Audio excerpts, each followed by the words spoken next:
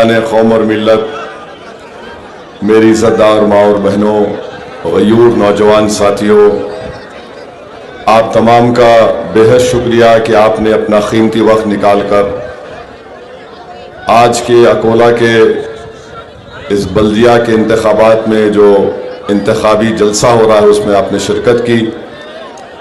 आपका बेहद शुक्रिया।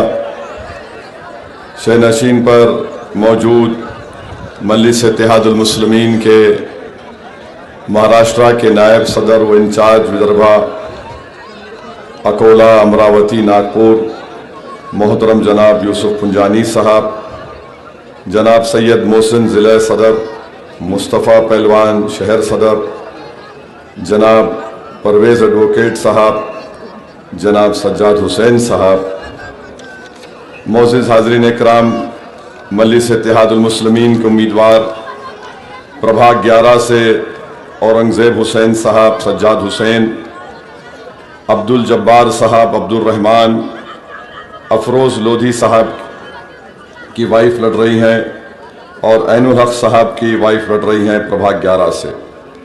प्रभाग 7 से आसिफ शाह साहब, अफरोज़ शाह, मोहतरमा मुमताज़ बी, सलीम खां, रशीद खां लोधी साहब।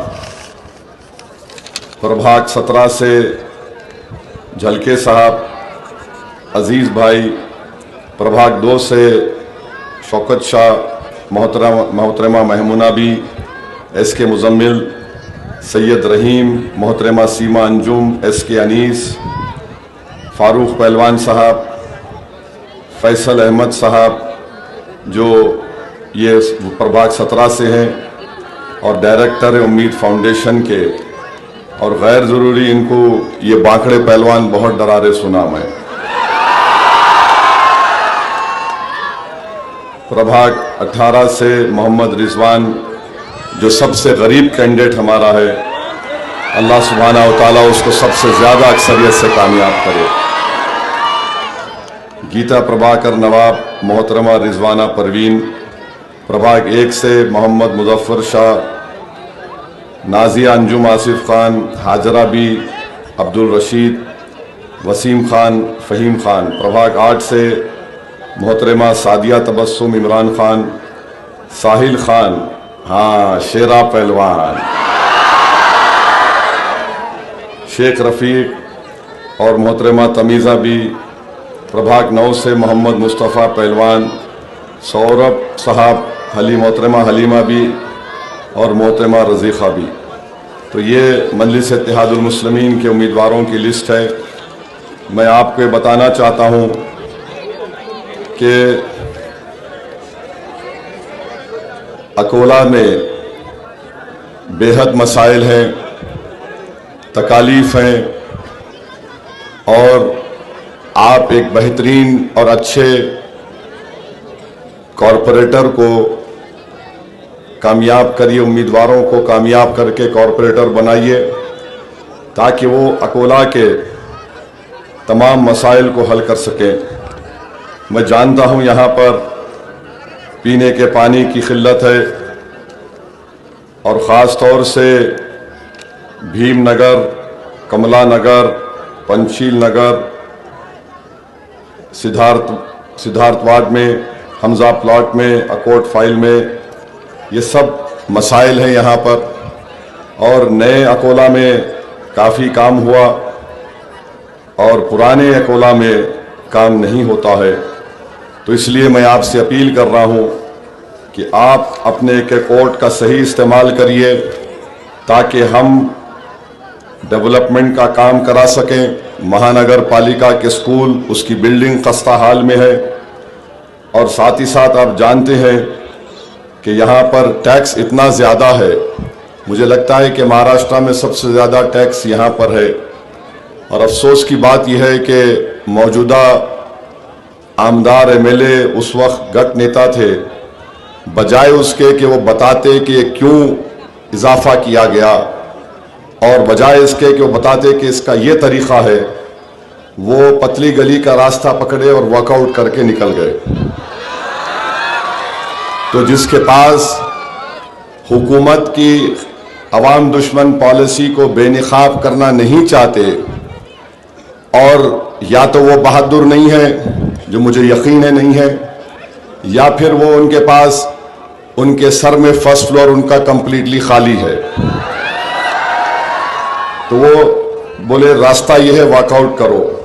हम आपसे वादा कर रहे, आप मजलिस के उम्मीदवारों को अराकीन बल्दिया मुंतखब करिए, टैक्स कम करने की लड़ाई मजलिस लड़ेगी इंशाअल्लाह ताला, डेवलपमेंट का काम के लिए मजलिस लड़ेगी इंशाअल्लाह ताला। अब आ जाइए, क्या है, हाँ बोल दिया, मैं सब बोलते ना, आप ही लिख के दिए मेरे। अच्छा दिखा ना, फारूक पहलवान बोला ना, तुम तो पहले कॉर्पोरेट है हमारे, कैसा बोलेंगे फारूक में आपको। फारूक पहलवान की बहू लड़ रही प्रभाग 7 से 17 से वही, ठीक है। हमारे बड़े हैं, बुजुर्ग है, पहले उनको सुनना पड़ता। उन अभी मेरे को बोल रहे मेरे एरिया में चलो पैदल चलेंगे बोल के। मेरे अजीज दोस्तों और बुजुर्गों, मेरे को ये कागज़ दिए, मैं उससे पहले मैं अपनी जानिब से, हमारी जमात मजलिस इत्तेहादुल मुस्लिमीन की जानिब से जनाब हिदायत पटेल साहब की जो शहादत हुई है, मैं अपनी तरफ से अल्लाह से दुआ करता हूँ कि अल्लाह सुब्हाना व तआला मोहतरम हिदायत पटेल साहब की अल्लाह मग़फ़रत करे, और अल्लाह सुब्हाना व तआला उनके तमाम ख़ानदान, उनके दोस्त, उनको सब्र जमील अता फरमाए। और मैं उम्मीद करता हूँ कि पुलिस और हुकूमत उनके क़ातिलों को पकड़ेगी, उनको सज़ा दिलवाएगी। और मेरी नज़र में जिन्होंने अल्लाह के घर में घुसकर एक शख्स जब कुरान की तिलावत कर रहा है उस पर चाकुओं से हमला करे, मैं तो ये कह सकता हूँ कि वो कमीने शैतान की औलाद भी कहलाना उनके लिए कम होगा, कि किसी के अल्लाह के घर में घुसकर जो शख्स अल्लाह का कलाम पढ़ रहा है उस पर चाकुओं से वार कर रहे हैं। मुझे याद आता है, ये तो हज़रत उस्मान ज़ुन्नूरैन की सुन्नत पूरी हो गई। हज़रत उस्मान ज़ुन्नूरैन को भी जालिमों ने, बलवाइयों ने आपके घर में घुसकर उन पर वार किया जब वो कुरान करीम की तिलावत कर रहे थे। तो ये जो क़त्ल गारत गिरी और चाकू डराना, ये जुल्म है, याद रखो। जो लोग जुल्म करते वो गुनाह कबीरा में शुमार होता है, और जो शख्स जिस जगह पर उसकी मौत होती है, हदीस शरीफ में आया कि अल्लाह के, अरे सीटी मत बजाओ यार, हदीस शरीफ में आया कि अल्लाह के रसूल सल्लल्लाहु अलैहि वसल्लम ने फरमाया कि जो जिस जगह पर उसकी मौत होती है उस हाल में कत्ल जो होता है वो उसी तरह अल्लाह के सामने पेश होगा, और अल्लाह के दरबार में खड़े होकर कहेगा कि परवरदिगार, ये देख इन जालिमों ने मुझसे इस तरह का सलूक किया, मुझे मारा, मुझे इसका सिला दे दे। तो रसूलुल्लाह सल्लल्लाहु अलैहि वसल्लम ने फरमाया, हदीस शरीफ है कि अगर आप एक इंसान की जान बचाएंगे तो पूरी कायनात को बचाए जैसा है।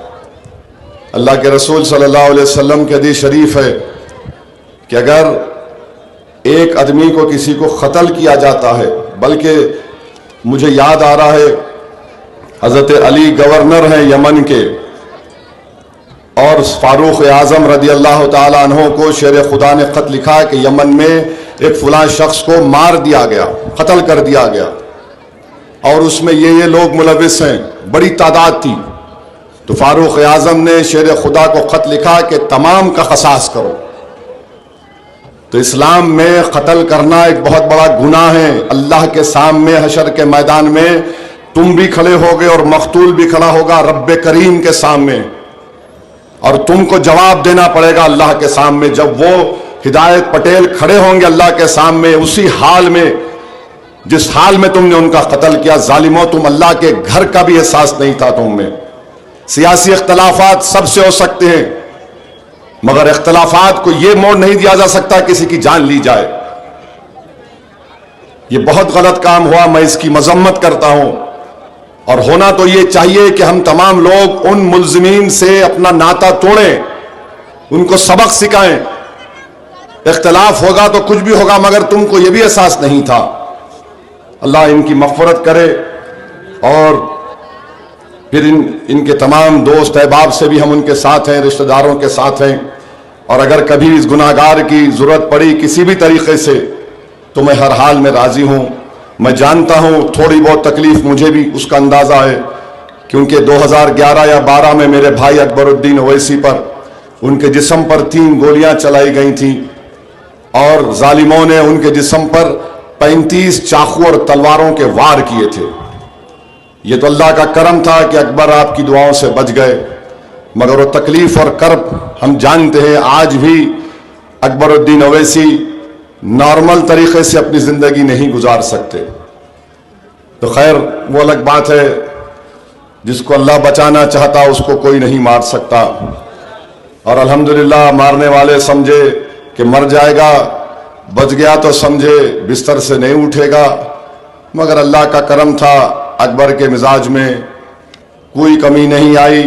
जो उनकी तबीयत थी उससे ज़्यादा और शिद्दत पैदा हो गई हमले के बाद। मैं कांग्रेस के आमदार साहब से बोल रहा हूं, शुक्रिया अदा करो, मैं आया, उनको भिजा देना था यहां पे। अच्छा मेरे को कागज दिए, अब आप सुनो, अब चिढ़ना नहीं, अब रोना नहीं। लोग मैं क्या है, मौलाना हारून को कुछ नहीं बोला था, एमएलए को बोलना मेरा राइट है, हक है। अब हारून साहब क्या बोले, उन्होंने जलगांव से आए ना। अब मौलाना रोना नहीं, अब लोतरांडी नहीं करना तुम। और बाद में नहीं बोला, देखो मौलाना को बोले, तुम मौलाना रहे तो मस्जिद में बैठ के वाज करो, तुम सियासी प्लेटफॉर्म पे आए तो फिर सब खुलता, पूरा पूरा खुलता। अब आप नहीं बोलना मौलाना मेरे को बोले, मेरे को बोले। आप स्टेज पे चलेंगे, सियासत के एक एक चीज को बेनिकाब करूंगा, जवाब दूंगा। मेरी फितरत में आदत नहीं है किसी का कर्जा रख के वापस चले जाऊंगा। तो मौलाना क्या बोले, कांग्रेस के उम्मीदवार जीत रहे तो मोदी के इशारों पर हैदराबाद से पतंग लेकर ओवैसी मैदान में उतरते, हम यहां पर पतंग को पूरी तरह से खत्म कर देंगे। अरे तुम कौन है जी? अल्लाह है, अल्लाह खत्म करेगा, अल्लाह इज्जत देगा। तुम कौन है? तुम पैर की धूल भी नहीं हो, तुम समझे ना अल्लाह की नजर में। हम अल्लाह पे भरोसा करते, तुम पे नहीं करते मिस्टर हारून। अब मिस्टर बोले तो बोलेंगे, देखो उनको बोले, बराबर बोलते। तुम सियासी प्लेटफॉर्म चढ़ते कि समझो सब गायब। आपका नाम हारून है, कितना बड़ा नाम है। मैं बोला था कि एमएलए डाइव मार रहा, शिरिक कर रहा, मैं बोला ये बात। अगर मैं गलत बोला तो तुम फतवा लेके आओ, चलो 2 फतवा दो, तुम देना फतवा। हारून, तुम मौलाना हारून फतवा देना। तुम समाजवादी प्लेटफॉर्म पे कूदे, वहां पे नाचे, फिर अब कांग्रेस में आए, तुम मेरे पे उंगली उठा रहे। तुम अखिलेश की साइकिल पे बैठे, गम पे पैंडिला मारे, वहां कुछ नहीं हुआ तो कांग्रेस में आ गए तुम। और क्या बोल रहे, पतंग को पूरी तरीके से खत्म कर देंगे। मौलाना तुम और मैं खत्म हो जाएंगे, पतंग सुबह कयामत तक आसमानों पे रहेगी महाराष्ट्र हिंदुस्तान के। ये दावे मत करो, ये गुरूर और तकब्बुर में डूब कर आप बोल रहे हैं दावे मत करो। आप ठहरो, अभी ठहरो।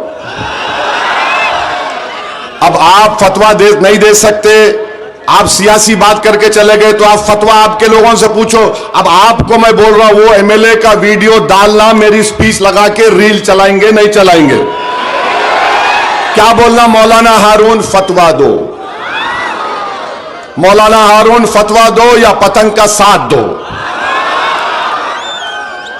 हम अखा आके खुजा लेते, हमारे को आना था, बोलना था, ठीक है आपकी कुछ मजबूरी होंगी, आपको कुछ बोला गया होगा, आ जाओ, कुछ होता है, कुछ भी होगा भाई, मगर आप आए स्वाए हमारे को छेड़ते। मौलाना सुनो, भारत की 540 की पार्लियामेंट में अगर मेरी तकरीर के दौरान कोई बीजेपी का मेंबर उठ के बोलता है तो मैं बैठ के बोलता हूं, बोलो मैं जवाब देता हूं। कोई नहीं बीच में बोलता, नक्को रे भाई इसके मुंह को नहीं लगना। मौलाना मैं बहुत छिछोरा हूं, जबान जब खोलते ना तो मुखालिफिन का जवाब भी देते। अच्छा फिर आप क्या बोल रहे, कांग्रेस के उम्मीदवार को जीतते तो मोदी के इशारों पर हैदराबाद से। अब मौलाना आपकी सियासी नॉलेज कितनी है नहीं मालूम। मैं कितने पार्लियामेंट के सीट लड़ा मौलाना बताओ आप? हैदराबाद, औरंगाबाद, किशनगंज, यूपी में 1, 2, 3, 5 या 6 लड़ा। मौलाना आपको मालूम कितने पार्लियामेंट के सीट का इलेक्शन होता? नहीं पूछ रहा हूं, 548। अब उसमें से चलो मैं 5 पे लड़ा, मौलाना वो 535 का क्या हुआ? 3 बार मोदी प्राइम मिनिस्टर बन गए मेरी वजह से। मौलाना कश्फो करामात तो आपके पास है, मेरे पास कुछ भी नहीं है। आपके पास इतने कश्फो करामात है कि आप ऐसा पढ़े तो समाजवादी में, ऐसा पढ़े तो कांग्रेस की गोद में बैठ गए। मैं वाहिद हूं जो सिराते मुस्तकीम पे रास्ते पे चल रहा हूं, कोई आता आंदो मैं तो पीछे नहीं हटूंगा बोल के।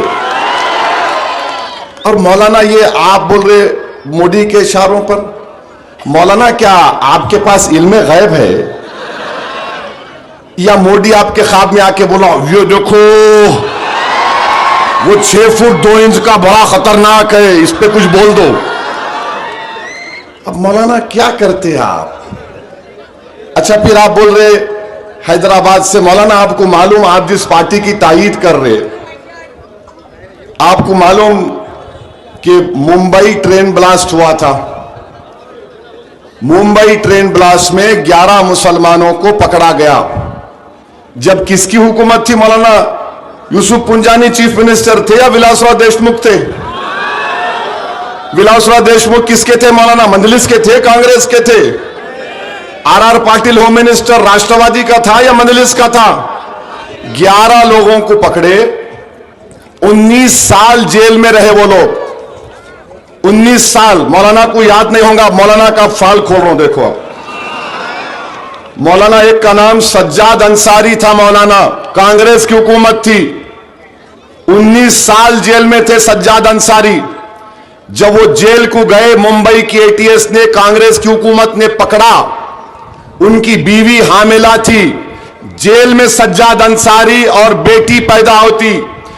सज्जाद अंसारी अपनी बेटी को कोर्ट में देखता था या जेल में देखता था, ऐसा हाथ लगाकर महसूस नहीं कर सकता था। मौलाना तुम्हारी अगर बेटी होती, तुमको भी 19 साल जेल में डाला जाता तो तुम ये बात करते कांग्रेस के बारे में? क्या बकवास करते तुम? तकलीफ किसको हुई?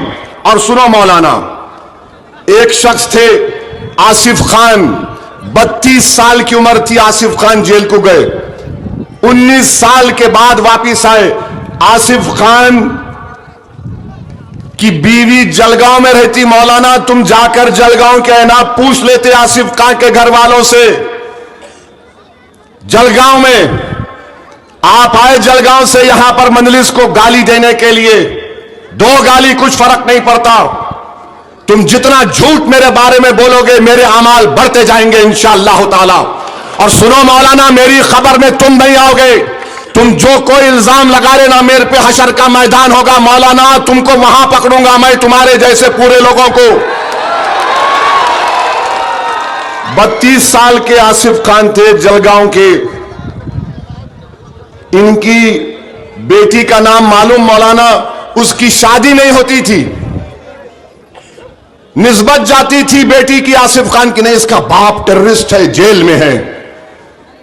जेल में डालने वाले कौन मौलाना? कांग्रेस पार्टी, जिसका तुम आज गिरबान थाम के अपने जाती मफादात की तकमील के लिए तुम मुझे गाली दे रहे हो। जलगांव में है। और आपको मालूम, ये आसिफ खान जेल में था, दोनों मां बाप मर गए। दोनों मां बाप मर गए। और मौलाना आके बोल रहे कांग्रेस जब जीतती इन्हों आ जाते। एक है कमाल अंसारी। कमाल अंसारी मधुबनी बिहार के बंबई कभी नहीं गए, नेपाल में काम के लिए गए, बॉर्डर है मधुबनी से करीब है नेपाल। कमाल अंसारी को पकड़ लिए, टेलर थे। कमाल अंसारी कोविड में मर गए। मौलाना, तुम्हारा भाई अगर कमाल अंसारी होता तो तुम क्या आकर बोलते कांग्रेस के बारे में? मौलाना, कमाल अंसारी कोविड में मर गए और ये 11 लोगों को कोविड में भी बेल नहीं मिली। मोहम्मद अली, शिवाजी नगर, 120 स्क्वायर फीट की झोपड़ी में रहते। तुम्हारी कांग्रेस की उस वक्त की सरकार ने लिखा कि 120 स्क्वायर मीटर में 12 कितने लोग, 12 दहशतगर्द आकर बैठकर मीटिंग करते। 120 मीटर में 4 लोग नहीं बैठ सकते। मौलाना, ये आपकी पार्टी ने किया। फिर उसके बाद नवेद हुसैनी खान, मोहम्मद फैसल, एहतशाम खुद्दुद्दीन, वाहिद शेख, क्या है ये? फिर आप मेरे को बोलते हैं। मौलाना, 2004 से 2025 तक मनमोहन सिंह की सरकार 10 साल, मोदी की सरकार 11 साल। ये मेरे रब्बे करीम का बहुत बड़ा करम है, अहले दिल की दुआएं हैं, नबी करीम सल्लल्लाहु अलैहि वसल्लम का सदका है कि जो गलत है असदुद्दीन ओवैसी खड़े रह के उसको गलत बोलता है पार्लियामेंट के अंदर और बाहर भी।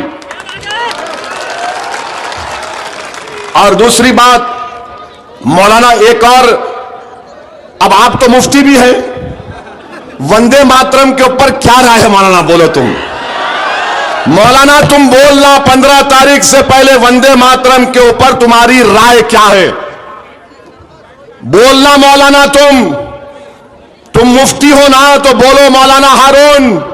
जब 100 साल वंदे मातरम के पार्लियामेंट में मनाए जा रहे थे, क्या कांग्रेस पार्टी ने खड़े होकर तायीद नहीं की? मौलाना, और तुम्हारी पुरानी पार्टी, तुम्हारी पुरानी माशूका, तुम्हारी पुरानी महबूबा समाजवादी पार्टी बोल सकते।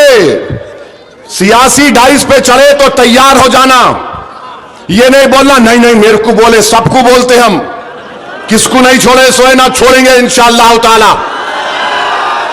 वजीर आजम मोदी को नहीं छोड़े, अमित शाह को बोले, राहुल गांधी को बोले, तो आप कौन है? वंदे मातरम पे क्या राय है मुफ्ती साहब? बोलो आप। उस बहस का वीडियो देखो आप, कांग्रेस के लीडर लोकसभा में क्या बोले, समाजवादी पार्टी क्या बोली, समाजवादी पार्टी के मुस्लिम एमपी ने क्या कहा, सुन लो। मुझे गाली देने से पहले तो कभी ये तो सुन लेते कि कौन था जिसने पूरी पार्लियामेंट में खड़े होकर यह कहा कि 24 जनवरी 1950 को बाबा साहिब का बना हुआ संविधान हमने देश को दिया। तो बाबा साहिब ने संविधान का आगाज किया वी द पीपल, यानी आवाम से शुरू किया, भारत माता के नाम से नहीं शुरू किया था। यह मैंने कहा पार्लियामेंट में। फिर मैंने पार्लियामेंट में कहा कि बाबा साहिब ने दफा 25-26 के तहत मजहबी आजादी हमको दी। मैंने पूछा जब मजहबी आजादी दे रही है गाना कैसे आ गया? आज ये हमारे देश का कौमी तराना है। मैं पार्लियामेंट में तकरीर किया और पार्लियामेंट में तकरीर करके मैंने कहा मौलाना किसी ने नहीं कहा, वो तुम्हारा टुट्टा शायर भी आया था उसका भी ऑपरेशन कर दो आज। मैंने कहा मेरी मां ने मुझे 9 महीने रखकर सफर के महीने में पैदा किया। मैं अपनी मां से बेइंतहा मोहब्बत करता हूं, मगर मेरी मां मेरे लिए खुदा नहीं है। मैंने कहा कि हमारे को जमीन से मोहब्बत है। क्यों?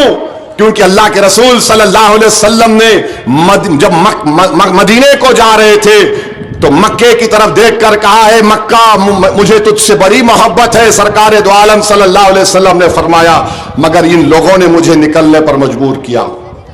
मदीने को गए कमली वाले आका, तो मदीने में दुआ की अल्लाह हमको मदीने से मोहब्बत डाल दे, बल्कि मक्के से ज्यादा मदीने से मोहब्बत डाल दे। मैंने पार्लियामेंट में खड़े होकर कहा कि मेरा देश से मोहब्बत, मेरा ईमान रुकावट नहीं बनता भारत देश से मोहब्बत करने के लिए।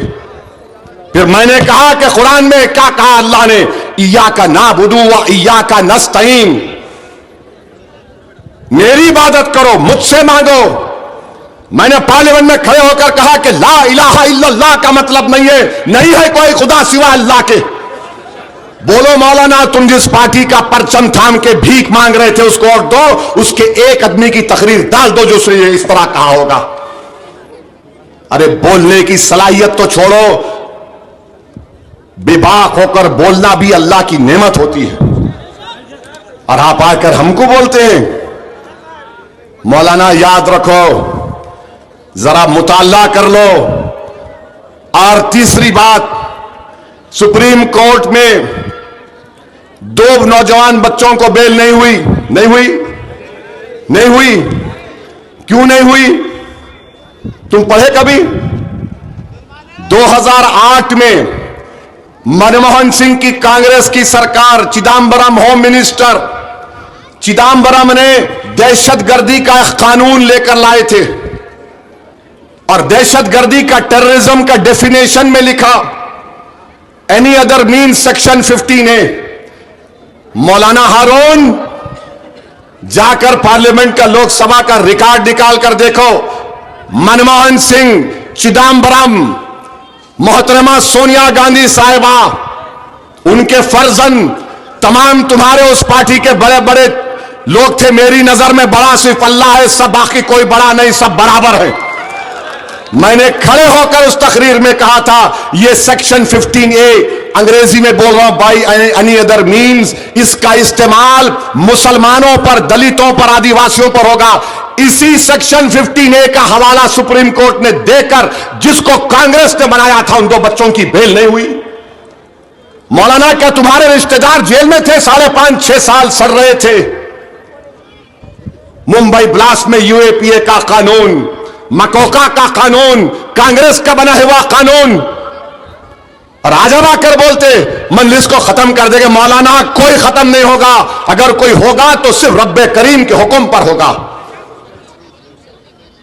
आप ये बोल रहे हैं, आपने कानून बनाया था ना? पढ़ो, जाकर लोकसभा के वेबसाइट पर जाओ, चिदम्बरम UAPA लॉ, OIC की स्पीच डालो, एक एक चीज तुम्हारे सामने आएगी।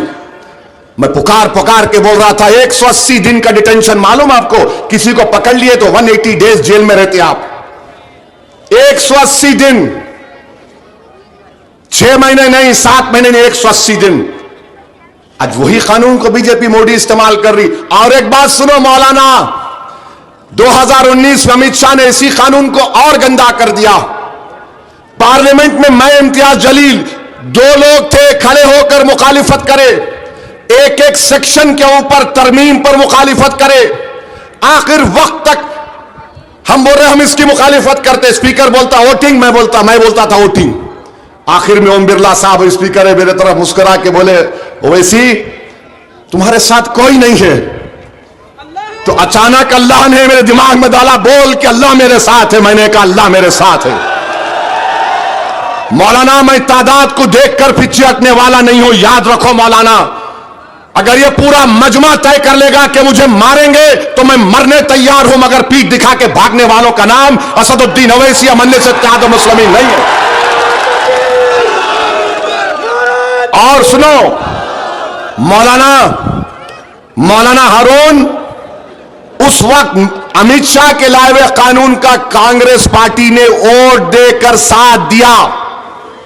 मैं, इम्तियाज जलील मुखालिफत किए। आप मुझ पे उंगली उठाते। CAA का कानून आया तो फाड़ दिया, फेंक दिया, काला कानून है, नहीं मानता मैं।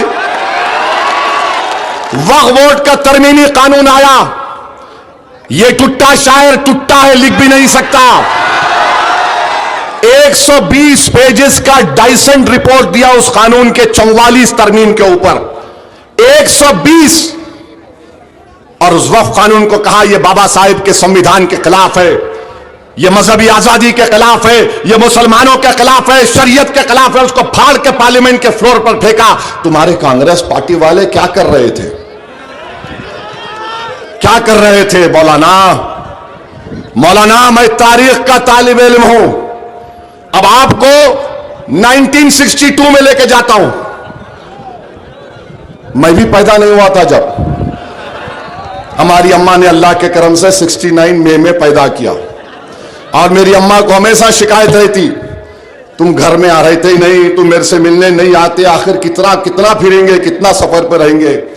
तो मैं मजाक में अम्मा को बोलता, अम्मा मेरी गलती नहीं, आपकी गलती है। अम्मा बोली, क्या मेरी गलती कैसे? मैं बोला अम्मा मेरे को सफर के महीने में पैदा करे आप। और मेरी अम्मा को इतना पसंद आता है जुमला, बार बार बोलते हैं, मैं बार बार बोलता, अम्मा बुलाते मेरे को, मेरे सर पे हाथ रखते, मैं उनके हाथ को, उनके पेशानी को चूम के निकलता हूं जब कहीं मौका मिले। 1962 में, दिसंबर 1962 में श्रीनगर में हजरत बल है, जहां पर अल्लाह के रसूल सल्लल्लाहु अलैहि वसल्लम का मुंह मुबारक है, वो चोरी हो गया। पूरे देश में फसाद हुआ, पूरे देश में। आपको मालूम, ये जो मौजूदा अभी जो बंगाल है, ये नॉर्थ ईस्ट के स्टेट्स भी नहीं बने थे। नेहरू प्राइम मिनिस्टर थे, 1,10,000 मुसलमानों को, उस वक्त ईस्ट पाकिस्तान बोलते थे बांग्लादेश को, उसमें ढकेल दिया गया। सोचो मेरे भाई, किसी के घर बार को निकाल के फेंक देना, लिख जाकर ईस्ट पाकिस्तान मौजूदा बांग्लादेश में। मैं था प्राइम मिनिस्टर, मौलाना हाशिमपुरा किसको बोलेंगे? हाशिमपुरा क्या हुआ था मालूम आपको? एक नदी के किनारे 40 मुसलमानों को यूपी की पीएसी पुलिस ने गोली मारकर लाशों को फेंक दिया था। मौलाना आपको मालूम मुरादाबाद में ईद की नमाज के दिन क्या हुआ था? कांग्रेस का चीफ मिनिस्टर उत्तर प्रदेश में 1989 का 87 का वाकया है, लोग ईदगाह को जा रहे नमाज पढ़ने के लिए, इतने मुसलमान पुलिस फायरिंग में मारे गए जितने जलियांवाला बाग में भी लोग नहीं मरे थे। मौलाना आप मेरे को बोल रहे? नली का मैसेकर आसाम में, वाजपेयी की तकरीर हुई, उसके बाद फसाद हुआ, कांग्रेस की हुकूमत थी, 1,000 के करीब मुसलमानों का कत्लेआम। आप मेरे को बोल रहे? एक एक चीज बोल के जा रहे हो। मौलाना जवाब देना तुम 15 तारीख से पहले, और वो जो तुम्हारा एमएलए डाइवा मार रहा मौलाना, उस पर फतवा देना तुम। हम डाइव नहीं मारते, हम खाली झुकाते अपने सर को, जिस्म को रब्बे कायनात के सामने। हम मर जाएंगे मगर कभी तौहीद और शिरक के, तौहीद के मानने वाले शिरक नहीं कर सकते। मौलाना फतवा देना, आप वीडियो भिजाओ मौलाना को, जरा भिजाएंगे ना? कितने लोग भिजाएंगे? हाथ उठाओ। मौलाना वायरल हो गया मामला, मौलाना वायरल हो गया मामला। अब दूसरा, 2023 को मौलाना फसाद हुआ, अकोला में फसाद हुआ, कांग्रेस वाले आए थे देखने, जले हुए घर को, जले हुए चीजों को आए थे क्या? सही से बोलो, डरने की जरूरत नहीं है। अब इलेक्शन आया तो ओवैसी ऐसा, मौलाना मैं जानता हूं, मैं भारत की लैला हूं, सबको मेरे से ही मोहब्बत है। मौलाना याद रखो, लैला से मोहब्बत करना महंगा पड़ जाएगा आपको। गरीबों के लिए मैं मजहब के नाम पर तफरका नहीं करता हूं। अगर किसी हिंदू पर भी जुल्म होगा तो सऊदी ओवैसी बोलता था, बोल रहा है। किसी दलित पर होगा तो बोलता था, बोलता रहेगा। जुल्म जुल्म है, सिर्फ जुल्म मुसलमान पे हुआ तो जुल्म नहीं, किसी इंसान पे जुल्म होगा तो जुल्म होगा। पहलगाम में जालिम पाकिस्तान के दहशतगर्द आकर नाम पूछकर हिंदू रहने के बिना पर उनके पेशानियों पर गोली मारी तो मैंने उसकी मजम्मत की, क्योंकि मेरे भारत देश के नागरिक थे, वो दहशतगर्द थे, जालिम पाकिस्तान से आए थे। अब आप आइए। हाँ तो आप लिख के रखा, पूरा बोल दिए लोग, टाइम है अभी। हाँ, अरे अच्छा, आपके आमदार साहब क्या बोले? हमने पूरे उम्मीदवार पहलवान उतारे हैं, यहां पर ओवैसी साहब को वापस हैदराबाद भेजने का इंतजाम कर रहे हैं। आमदार साहब, खुदा की कसम अगर मैं मैदान में बैठ गया ना, आओ तुम याद रखो, अल्लाह ने बहुत सलाहियतों से और ताकत से नवाजा है। आमदार साहब, तुम जिंदगी से तुमको इतनी मोहब्बत है कि तुम शिरक कर रहे हो, मुझे मौत से इतनी मोहब्बत है जितनी तुमको जिंदगी से मोहब्बत होगी। ये तो हमको बोल रहे मैं भिजाऊंगा, क्या भिजाएंगे? क्या छोटा बच्चा समझे मेरे को? मौला ये क्या है ये? हम पहलवान, अरे कौन से पहलवान है जी? पहलवान है कहते, काहे के पहलवान है रे? 2023 में जब फसाद हुआ, ये इनके पूरे कांग्रेस के पहलवान खाली चढ़ा के